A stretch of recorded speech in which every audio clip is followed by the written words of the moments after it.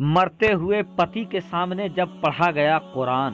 प्यारे दोस्तों, जब एक हिंदू शख्स के मौत के समय, मरते हुए वक्त जब उसकी पत्नी ने पढ़ा कुरान, तो फिर क्या कुरान का ऐसा जिंदा करिश्मा हुआ दोस्तों, जिसको जानकर यकीनन आपके रोंगटे खड़े हो जाएंगे। तो दोस्तों, आज का वाकया दो बच्चियों का वाकया है, जो कि एक हिंदू और एक मुस्लिम थी। दोनों बच्चियां फ्रेंड थी, सहेली थी, और दोनों एक साथ खेला करती थी। प्यारे दोस्तों, दोनों बच्चियां बाहर जाती तो एक साथ, घर में रहती तो एक साथ, और इधर जो मुस्लिम बच्ची थी उसकी माँ अपनी बेटी को कुरान पढ़ाया करती थी।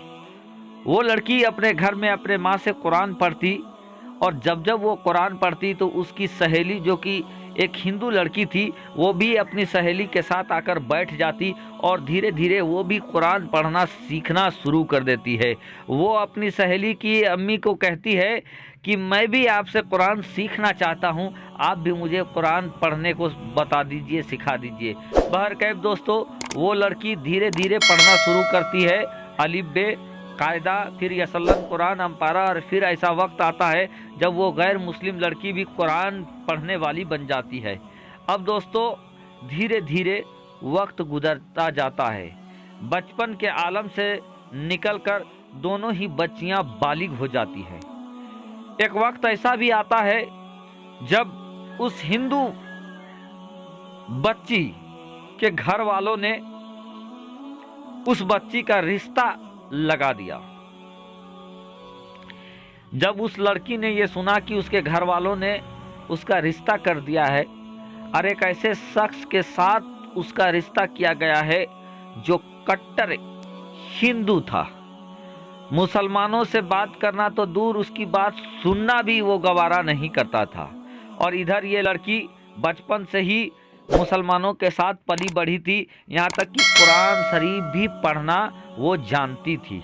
प्यारे दोस्तों, जब उसको ये पता चला कि एक कट्टर हिंदू शख्स के साथ उसका रिश्ता कायम कर दिया है, तो वो लड़की अपने सहेली के घर आती है और अपनी सहेली के माँ को कहती है कि आप तो जानते हैं कि मैं बचपन से ही कुरान पढ़ना सीखी हूँ, और मैं कुरान पढ़ती हूँ, और दिल ही दिल में मैंने कलमा भी पढ़ रखा है, लेकिन माँ बाप के डर की वजह से मैंने इस बात को किसी के सामने किया नहीं है।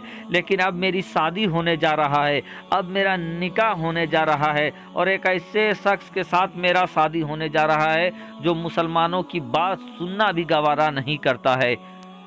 वो औरत, उसकी सहेली की माँ, उस गैर मुस्लिम लड़की को कहती है कि बेटी, अगर तूने सही से, सिद्दीक दिल से अगर तूने कुरान पढ़ा है, तूने अगर कलमा पढ़ा है, तो तू फिक्र ना कर, रब तबारक व ताला इंसाफ करने वाला है और कोई रास्ता जरूर पैदा कर देगा। बहरकैफ जहाँ तुम्हारे माँ बाप तुम्हारी शादी करते हैं, बेटी तू अपने माँ बाप की बात को मानकर तू वहीं पर शादी कर ले। बहरकैफ दोस्तों, शादी का दिन तैयार हो जाता है।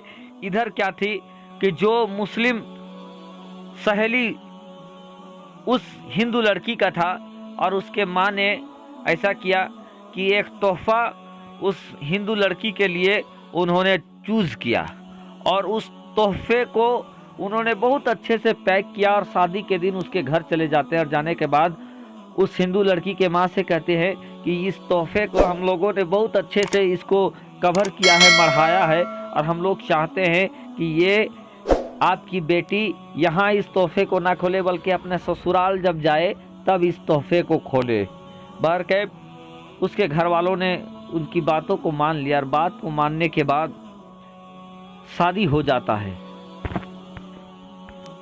शादी के बाद वो लड़की अपने ससुराल चली जाती है। ससुराल जाने के बाद वो गिफ्ट खोलती है जो उसके मुस्लिम सहेली ने उसको दिया था, तो वो देखती है कि उस गिफ्ट के अंदर एक छोटा सा कुरान है जिसको उसने गिफ्ट किया है। अब जब उस लड़की ने उस कुरान को देखा तो बहुत खुश हो जाती है, और उसको वो छिपा कर रख लेती है।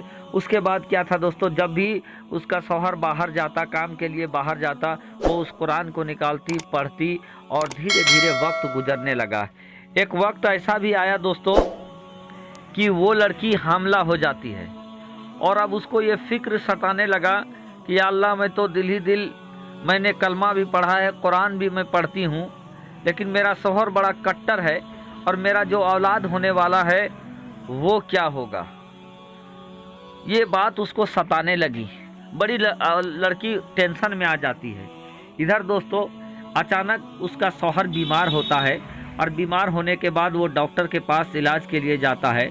इलाज के लिए जाता है, जब चेकअप कराता है तो डॉक्टर उसको कहते हैं कि आपको कैंसर हो गया है और आप लगभग 1 महीने के अंदर इस दुनिया को छोड़कर चले जाओगे।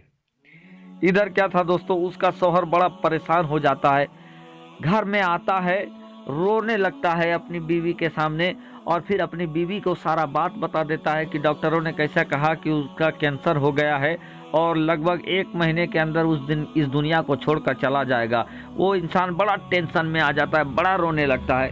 ये बात सुनने के बाद उसकी बीवी कहती है कि आप अगर गुस्सा ना मानो तो मैं आपको कहता हूँ कि मैं आपका इलाज करना चाहती हूँ और मैं कैसे आपका इलाज करूँगा आप मुझे कुछ नहीं पूछिएगा, और अगर आप ठीक हो जाएं तो फिर मैं जो कहूँगा वो बात आपको मानना पड़ेगा। मरता क्या ना करता उसका शौहर कहता है ठीक है तुम करो मेरा इलाज। अब क्या था दोस्तों, बचपन में ही उस लड़की ने ये देखा था कि जब भी कोई बीमार पड़ता और उसके सहेली के घर में आता तो उसकी सहेली की माँ उसमें सूरे फातिहा पढ़कर अलहम्दुलिल्लाह शरीफ पढ़कर दम कर देती और अलहम्दुलिल्लाह शरीफ सूरे फातिहा का ऐसा करिश्मा होता कि वो ठीक हो जाता। अब क्या था, ये जो लड़की थी अपने शौहर के ऊपर सूरे फातिहा पढ़कर दम करना शुरू कर देती है, दम करती है, पानी में भी पढ़कर देती है और उस इंसान को पिलाना चालू कर देती है।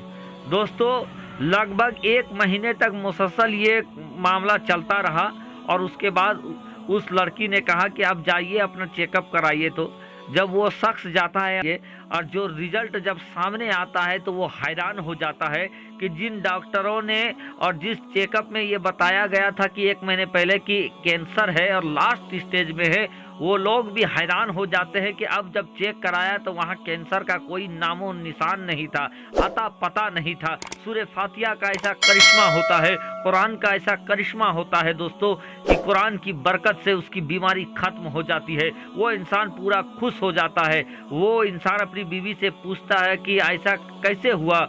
उसने कहा कि मैं बचपन से ही, मेरी सहेली मुस्लिम थी, उसी के साथ में रहती थी और मैंने कुरान पढ़ना भी सीखा है, मैं कुरान भी जानती हूँ, मैंने कलमा भी पढ़ा है और मैं अब आपसे कहता हूँ कि जब आपको नई ज़िंदगी मिल गई है, आपने पहले मुझसे मुआहदा किया है, तो आप भी कलमा पढ़कर मुसलमान हो जाइए और कुरान का पढ़ने वाला हो जाइए। फिर क्या था दोस्तों, वो दोनों अपनी बीवी की बात मानकर वो शख्स कुरान पढ़कर इस कलमा पढ़कर मुसलमान हो जाता है और मुसलमान हो जाने के बाद ये कहता है कि अब हम लोगों का बात अगर यहाँ पर खुलेगा तो हम लोगों के रिश्तेदार लोग हम लोगों को बायकाट करेंगे और हम लोगों को जीना मुहाल कर देंगे।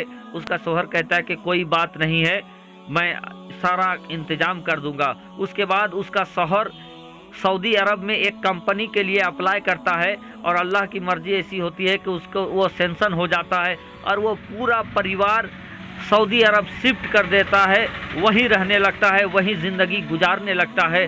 तो कुरान की ऐसी बरकत होती है दोस्तों कि कुरान के करिश्मे से एक परिवार मुसलमान हो जाता है, एक बीमारी ख़त्म हो जाती है। मानो या ना मानो दोस्तों, बहुत तेज़ी के साथ ये भी एक वाक़या है जो मैंने आपके हवाले किया।